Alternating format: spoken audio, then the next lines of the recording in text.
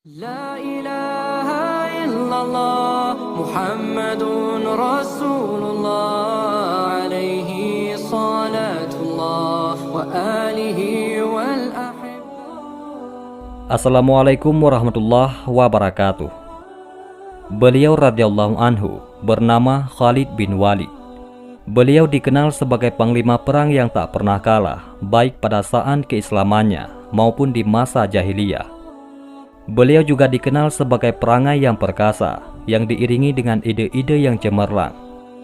Ayah beliau bernama Al-Walid bin Mughirah dan bergelar Abdu Syam, seorang pemuka Quraisy dan juga sebagai hakim, dan dikenal sebagai seorang yang memiliki kekayaan. Al-Walid dikenal sangat paham terhadap ilmu-ilmu syair. Al-Walid dikenal juga sebagai orang pertama yang melepaskan sandal saat memasuki Ka'bah. Al-Walid juga dikenal sebagai orang pertama yang mengharamkan khamar, memotong tangan bagi pelaku pencurian, dan menghapus sumpah. Dan di antara dasar-dasar ini terus dijalankan pada masa Islam. Al-Walid bin Mughirah juga orang pertama yang berani merenovasi Ka'bah saat Ka'bah runtuh karena beban kiswah, yaitu kain penutup Ka'bah yang sangat banyak. Namun, segala prestasinya tidak menghantarkannya kepada Islam. Padahal, segala bukti-bukti pernah diperlihatkan kepadanya. Seperti firman Allah Subhanahu wa Ta'ala, "Biarkanlah aku yang bertindak terhadap orang yang aku sendiri telah menciptakannya." Quran Surat Al-Mudaththir ayat 11. Ibnu Abbas radhiyallahu an berkata, Allah Ta'ala menurunkan sebanyak 104 ayat berkenaan dengan Al-Walid bin Al-Mughirah. Dalam ayat lain, Allah Subhanahu wa Ta'ala berfirman, "Kelak aku akan memasukkannya ke dalam neraka Saqar." Quran Surat Al-Mudaththir ayat 26. Sedangkan sang ibu bernama Asma atau dikenal dengan Lubabah, anak dari Al-Haris bin Harab Al-Hilaliyah. Ibu beliau adalah saudari Ummul Mukminin Maimunah binti Al-Haris, yakni istri Nabi Muhammad SAW. Khalid bin Walid sangat digemari oleh kalangan Quraisy karena perangainya yang begitu kuat dan pemikirannya dalam menyusun sebuah strategi pertempuran yang dapat membalikkan keadaan saat sudah terjepit, seperti yang dilakukannya sebelum masuk Islam, tepatnya saat perang Uhud. Khalid bin Walid melesat bagaikan badai dan dapat menerobos titik penting kaum muslimin, yakni saat pasukan pemanah Rasulullah melanggar perintah, yaitu para pemanah yang meninggalkan barisannya.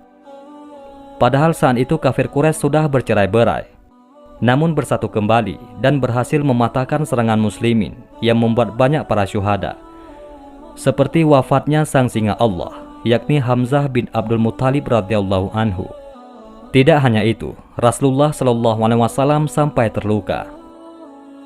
Meski demikian, Allah memenangkan pasukan muslimin, di mana saat masing-masing pasukan telah meninggalkan peperangan, Allah memerintahkan 300 orang yang ikut perang Uhud untuk mengejar pasukan Quraisy. Hal ini membuat pasukan Quraisy khawatir dan memutuskan untuk kembali ke Makkah.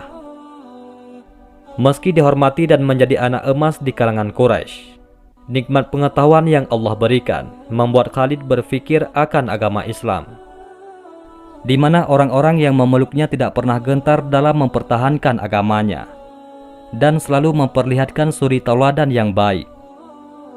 Segala yang ia lihat itu selalu menjadi hasrat yang menggelora untuk lebih mengenal agama tauhid ini.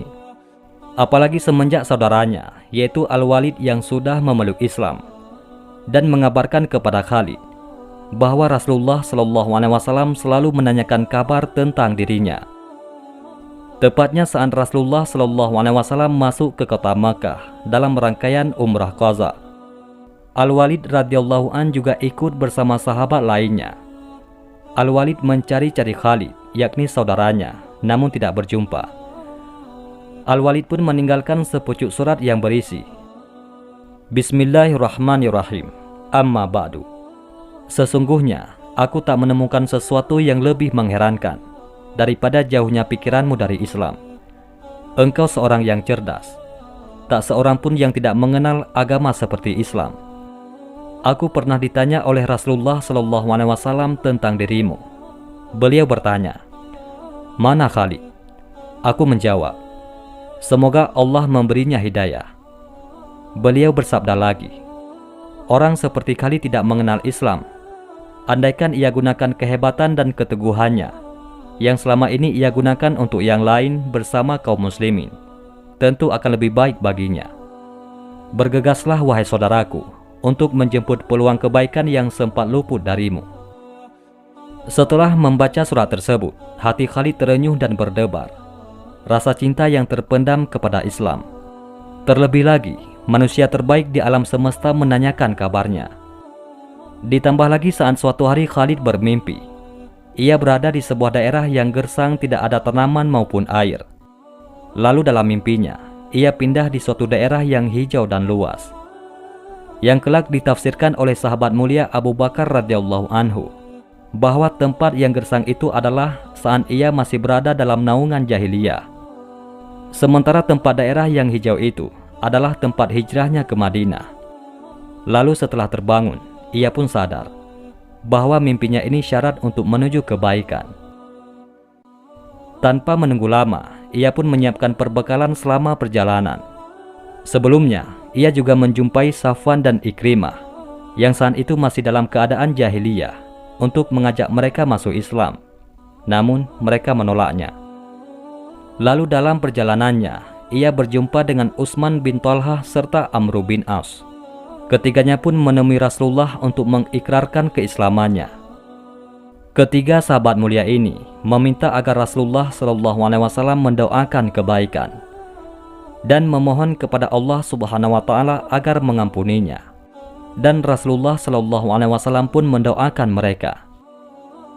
Keislaman mereka pun terdengar di telinga kafir Quraisy dan membuat gempar para pemuka-pemukanya. Seperti yang diketahui, ketiganya adalah anak emas bagi musyrikin Quraisy karena prestasi yang luar biasa. Segala prestasinya kini berbalik ke arah muslimin. Dan dengan kehendak Allah, Khalid bin Walid radhiyallahu an menjadi prajurit dan panglima yang selalu memperoleh kemenangan. Di masa keislamannya, Khalid banyak mengikuti pertempuran. Bisa dikatakan perjuangannya ditempuh di medan pertempuran demi menegakkan panji kebenaran. Khalid bin Walid juga menghancurkan patung Uzza saat peristiwa Fatu Makkah ataupun penaklukan kota Makkah, di mana saat ia menghancurkannya, keluarlah sesosok jin wanita yang kedua tangannya menyirami pasir ke arah kepala dan wajahnya. Segera Khalid mengayunkan pedangnya hingga wanita itu binasa. Saat beliau melapor ke Rasulullah, Rasulullah pun bersabda, "Itulah Uzza, dan ia tidak akan pernah disembah lagi selama-lamanya." Selain itu masih banyak pertempuran yang diikuti oleh sahabat mulia Khalid bin Walid, seperti yang kita kenal dalam pertempuran Yamamah, Hunain, Mu'tah, Yarmuk dan lain sebagainya. Bagaikan elang di saat ketinggian bukit untuk mengawasi musuh, dan seperti halilintar saat menyerbu, serta bagaikan singa buas saat berhadapan dengan lawan. Inilah gambaran yang terlintas di benak Romawi dan Persia kala itu. Hal itu dirasakan oleh kedua negara superpower tersebut saat berhadapan dengan kaum muslimin di medan pertempuran. Meski jumlah mereka jauh lebih besar, namun kekalahan tak dapat mereka hindari. Tidaklah semua itu melainkan karena kehendak Allah dalam melindungi agamanya. Adapun pertempuran yang sangat dramatis yang pernah terjadi adalah saat pertempuran Mu'tah, di mana kaum muslimin yang berjumlah 3.000 pasukan harus menghadapi 200.000 pasukan gabungan Romawi dan suku Ghassan. Perlu diketahui, awal mula konflik ini dalam sejarah dijelaskan. Ketika terjadi kesepakatan Huzaibiyah, Rasulullah banyak menuliskan surat-surat yang ditunjukkan kepada pemimpin dunia untuk mengajak mereka masuk ke dalam agama Islam. Salah satu di antaranya, Rasulullah mengutus Al-Harits bin Umair Al-Azdi untuk mengantarkan surat kepada pembesar Basrah. Namun, di tengah perjalanan, Syurahbil bin Amir Al-Ghassani menjegat utusan Nabi dan membawanya kepada Kaisar di Syam hingga membunuh utusan Nabi SAW. Perlu diketahui, pembunuhan terhadap utusan sebuah tindakan kriminal yang tidak diperbolehkan sama sekali, baik dari kerajaan Islam maupun kerajaan non-Muslim. Hal ini sangat tercela dan sebuah tantangan terselutnya sebuah api peperangan. Setelah mendapat kabar ataupun wahyu, maka Rasulullah Shallallahu Alaihi Wasallam sangat marah dan menyiapkan pasukan yang sangat besar pada masa itu, berjumlah 3.000 pasukan, dan memilih 3 panglima hebat yang bernama Zaid bin Haritsah, Ja'far bin Abi Thalib, dan Abdullah bin Rawahah radhiyallahu anhum ajma'in, dengan menunjukkan secara berkala, jika Zaid wafat, maka Ja'far menggantikannya, dan jika Ja'far wafat, maka Abdullah bin Rawahah menggantikan. Selain itu, Rasulullah menetapkan rambu-rambu peperangan, seperti tidak boleh membunuh anak-anak, wanita, dan orang tua, serta tidak boleh menyerang tempat ibadah mereka, tidak boleh memotong pepohonan atau merobohkan sebuah bangunan. Di antara 3.000 pasukan tersebut, Khalid bin Walid ikut serta dan menjadi awal mulanya dalam berjihad di jalan Allah. Maka berangkatlah pasukan muslimin dengan penuh ketakwaan dan mental yang berapi-api. Di sisi lain, pasukan Ghassan yang berjumlah 100.000 pasukan telah siap untuk melumat kekuatan muslimin. Tidak hanya itu, pasukan Ghassan juga mendapat bantuan tambahan dari sekutunya, yakni Romawi, sebesar 100.000 personil yang diutus Heraklius. Padahal Heraklius mengetahui kerasulan Nabi Shallallahu Alaihi Wasallam, namun keduniaan mengalahkan imannya. Maka bersatulah kekuatan sebesar 200.000 pasukan yang bergerak dan bersiap untuk berhadapan dengan muslimin. Mendengar banyaknya pasukan lawan, kaum muslimin menetap di Ma'an selama 2 hari dan mengusulkan untuk meminta bantuan kepada Rasulullah Shallallahu Alaihi Wasallam. Di tengah kebingungan tersebut, maka Abdullah bin Rawahah tampil untuk membangkitkan semangat perjuangan kaum muslimin. Beliau bersyair, "Wahai kaum muslimin, apa yang kalian takutkan adalah sesuatu yang kalian cari selama ini, yakni syahid di jalan Allah. Kita memerangi mereka bukan karena jumlah maupun kekuatan kita. Akan tetapi, kita memerangi mereka karena agama Islam, yang dengannya Allah memuliakan kita. Berangkatlah, yang ada hanyalah satu dari 2 kebaikan, kemenangan atau syahid di jalan Allah Subhanahu wa Ta'ala." Mendengar perkataan tersebut, kaum muslimin bangkit. Jiwa mereka bagaikan gelombang yang siap menerjang apapun yang berada di hadapannya. Maka bergeraklah pasukan muslimin dengan tekad membara dan iman yang kokoh.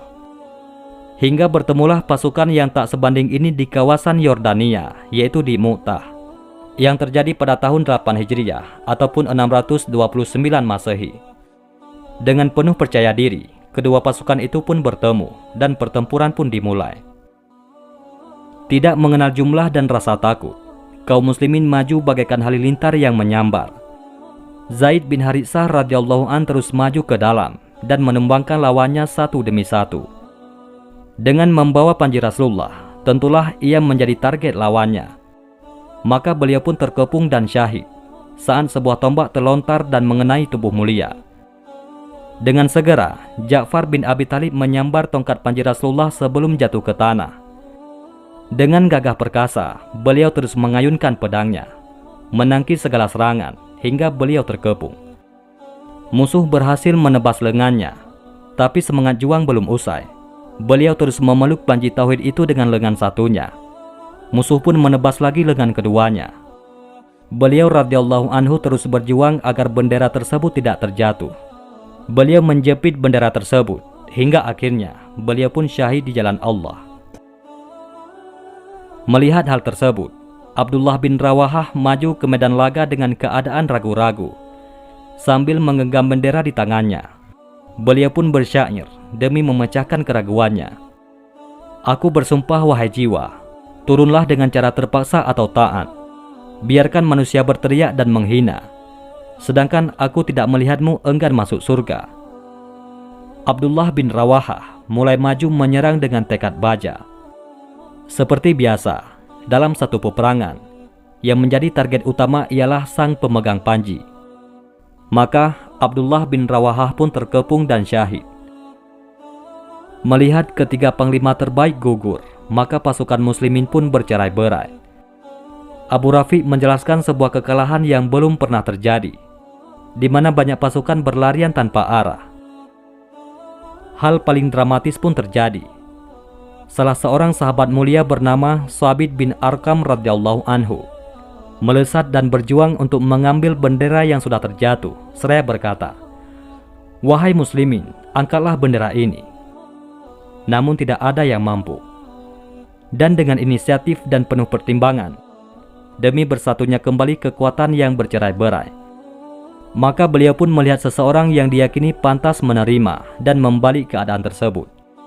Terlintaslah pandangan kepada sahabat mulia dan beliau pun menyerahkannya kepada Khalid bin Walid radhiyallahu anhu. Beliau berkata, "Wahai Khalid, pimpinlah kami." Khalid berkata, "Bukankah engkau lebih dulu masuk Islam daripada aku?" Sahabat mulia ini berkata, "Dalam urusan ini, engkaulah yang lebih pantas wahai Khalid." Khalid bin Walid pun segera beralih dan mengibarkan bendera setinggi-tingginya. Dengan suara keras beliau bertakbir. Hal ini dilakukan agar pasukan muslimin kembali bersatu dalam barisan. Dalam sejarah dijelaskan, Khalid bin Walid radhiyallahu anhu memulai perangnya saat kedua pasukan beristirahat. Beliau memerintahkan kaum muslimin untuk tidak beristirahat. Beliau membagi-bagikan pasukan yang tersisa dan memerintahkan semuanya mengganti pakaiannya. Lalu beliau juga memecahkan barisan muslimin yang awalnya di depan beralih ke belakang, yang belakang ke samping, yang samping ke depan. Selain itu beliau juga memerintahkan agar setengah pasukan menghadapi musuh dan setengah lagi menjauh ke arah Madinah dan masuk ke barisan setelah diberi aba-aba dengan cara beransur-ansur. Dan beliau juga memerintahkan mereka untuk mengumpulkan pelepah kurma yang akan digunakan saat peperangan. Hal ini dilakukan agar saat mereka bergabung, pelepah kurma tersebut akan menyeret debu-debu, sehingga membuat keadaan seakan-akan berkabut debu, dan musuh akan menyangka bantuan besar telah datang. Perlu diketahui, Rasulullah SAW saat itu menceritakan apa yang terjadi sedetil-detilnya, karena Allah mengabarkannya lewat wahyu. Rasulullah SAW bersabda, "Yang pertama memegang bendera adalah Zaid, lalu ia gugur. Kemudian diambil oleh Ja'far, lalu ia gugur. Lalu diambil oleh Abdullah bin Rawaha, ia juga gugur." Kedua mata beliau meneteskan air mata. Beliau melanjutkan sabdanya, "Akhirnya bendera dipegang sang pedang Allah hingga Allah memberi kemenangan atas mereka." Informasi itu berdasarkan wahyu yang beliau terima. Kemudian beliau SAW sampaikan kepada orang-orang Madinah sebelum mereka mendapatkan informasi tentang perang Mu'tah. Dipukul mundurnya pasukan Romawi dalam perang Mu'tah ini dikabarkan telah membuat Kaisar Romawi, yaitu Heraklius, menjadi depresi. Ia tidak menyangka bangsa Arab akan mampu bertindak sejauh itu. Perang ini juga membuatnya sadar bahwa kekuatan Islam benar-benar tidak bisa dipandang sebelah mata. Mereka berpikir bahwa 3.000 pasukan muslimin saja bisa membuat perang yang sesengit itu, apalagi ditambah dengan pasukan bantuan yang belum tentu jumlahnya itu tiba. Tercatat dalam sejarah akibat dari pertempuran ini, Allah mengungkapkan sebuah keajaiban, bagaimana pasukannya hanya berjumlah 3.000 personil mampu berhadapan dengan pasukan yang berjumlah sekian kali lipat, yakni 200.000 personil yang terlatih. Meski sempat menuai kekalahan, namun Allah mampu membalikkan keadaan tersebut lewat Khalid bin Walid radhiyallahu anhu. Padahal masa itu Romawi adalah salah satu negara adidaya. Hingga dampak positif dari pertempuran ini, kaum muslimin yang awalnya dianggap sebelah mata oleh Romawi dan Persia mulai diperhitungkan dan membuat kabilah-kabilah yang selama ini memberontak terhadap kaum muslimin, mereka menjadi tunduk. Di antaranya yaitu Bani Sulaim, Aisja, Ghatafan, Zubian, dan Fazara. Itulah kisah panglima perang Khalid bin Walid, yang mana beliau tidak sedikit pun gentar ketika membela agama Allah Subhanahu wa Ta'ala. Wallahu a'lam bishawab. Mudah-mudahan ini semua bermanfaat. Assalamualaikum warahmatullahi wabarakatuh.